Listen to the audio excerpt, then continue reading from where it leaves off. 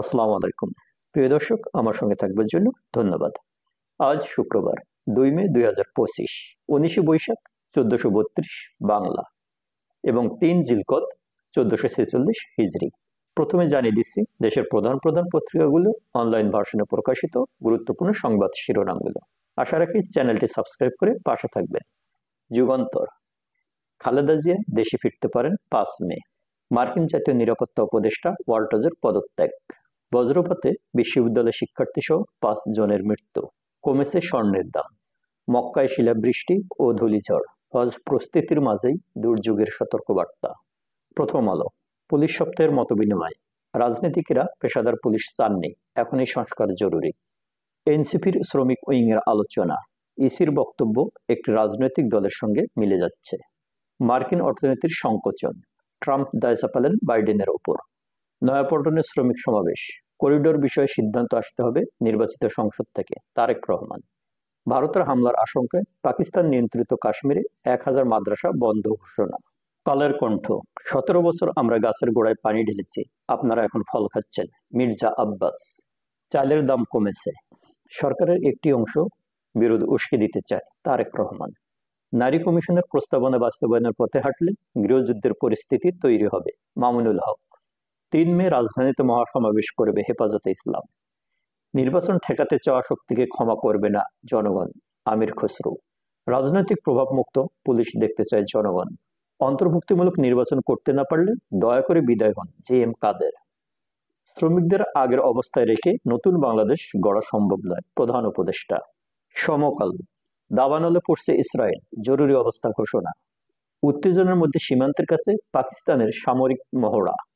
সমাজতন্ত্র ও জাতীয়তাবাদ এক হলে এটাকে বলে ফেসিবাদ। ফরহাদ মজহার। কাশ্মীরে হামলাকারীদের কড়া বার্তা অমিত শাহের। কাশ্মীর ইস্যুতে ট্রাম্পের সহায়তা চাইলেন পাক কূটনৈতিক। গণতন্ত্রে যাওয়ার উপর নির্ভর করছে বাংলাদেশের অস্তিত্ব, মির্জা ফখরুল। রাবি উপাচার্যের আশ্বাসে আন্দোলন স্থগিত করল ছাত্র শিবির।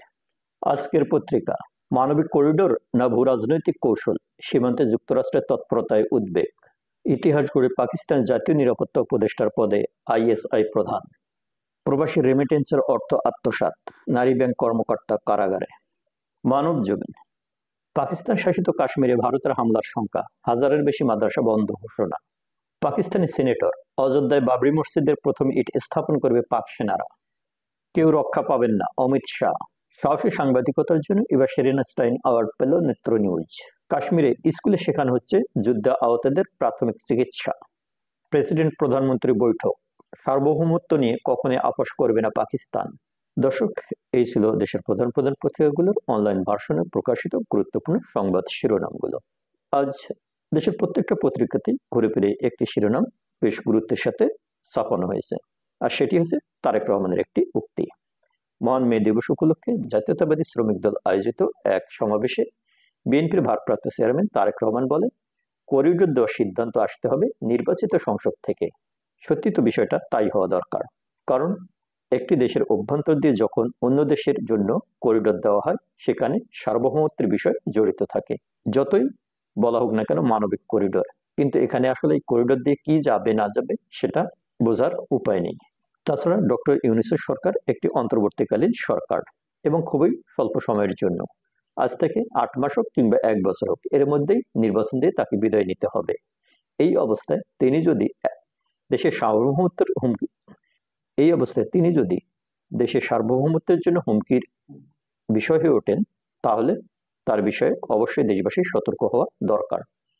যদিও প্রত্যেকটি রাজনৈতিক দল এখনো সেইভাবে কথা বলছে না, তবে বিএনপি তার অবস্থান থেকে সতর্কতার সাথে এই করিডোর দেওয়ার বিষয় নিয়ে মন্তব্য করে যাচ্ছে।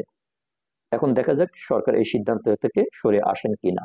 প্রিয় দর্শক, আজ এ পর্যন্তই। ভালো থাকি, ভালো রাখি সবাইকে। ভালো লাগলে চ্যানেলটি সাবস্ক্রাইব করি। ধন্যবাদ।